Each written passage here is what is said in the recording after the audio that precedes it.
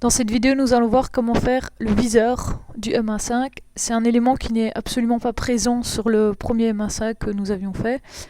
Mais j'ai décidé de le faire parce que je trouvais que le rendu final donnait nettement mieux avec le viseur.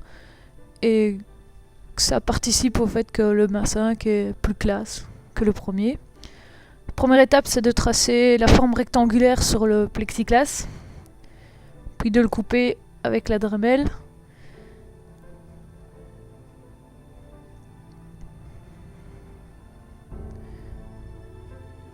Une fois qu'on a le morceau, il faut bien découper les bords parce que le plexiglas, quand il a chauffé pendant qu'on le coupait, il a fait des petites bulles comme ça et ça se coupe super facilement au cutter et ça permet de faire des bords bien lisses et pas d'avoir des choses qui vont nous ennuyer par après pour l'installer correctement.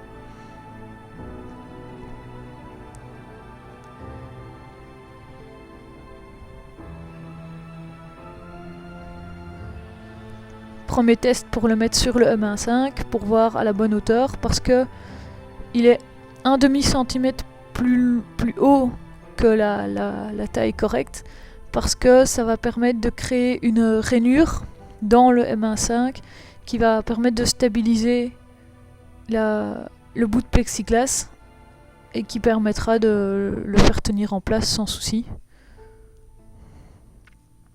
Donc il faut faire une rainure très fine et qui n'est pas très profonde. Elle doit avoir genre 2 mm de profondeur.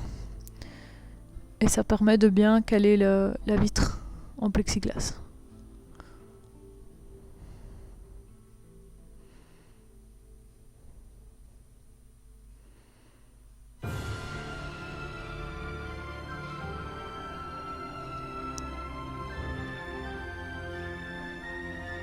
L'étape suivante, c'est de tracer les dessins qu'il y a sur le viseur, donc le nombre de balles restant. Je me suis basée sur un modèle une image trouvée sur le web, mais en soi c'est pas très compliqué. J'ai d'abord tracé une première fois au bic pour bien placer mes éléments et pouvoir corriger par après si nécessaire.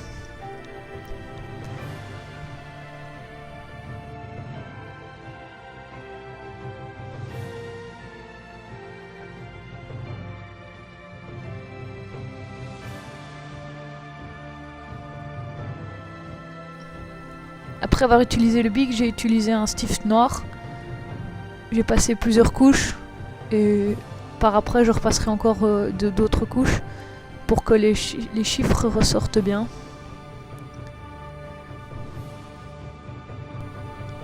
L'étape d'après, c'est d'installer la lumière bleue. Alors pour ce faire, j'ai trouvé des lacets de chaussures avec des LED. Donc on était assez étonnés d'en voir au magasin. On s'est dit qu'on allait en acheter sans savoir à quoi ça allait servir. Et le M1.5 est la première occasion pour utiliser les bleus. Donc comme vous pouvez le voir, c'est composé de la partie électrique et puis il y a des fils en plastique transparent qui permettent de faire passer la lumière. L'espace derrière la vitre n'était pas assez grand pour arriver à glisser le tout, donc j'ai dû un peu retailler, mais pas des masses. Et j'ai coupé le fil pour avoir une longueur moins importante et avoir une lumière bleue plus pétante. Donc une fois placé derrière la vitre, ça permet de faire un petit peu ressortir le tout et ça donne une petite touche en plus. N'hésitez pas à regarder les autres vidéos et à poser vos questions si vous en avez.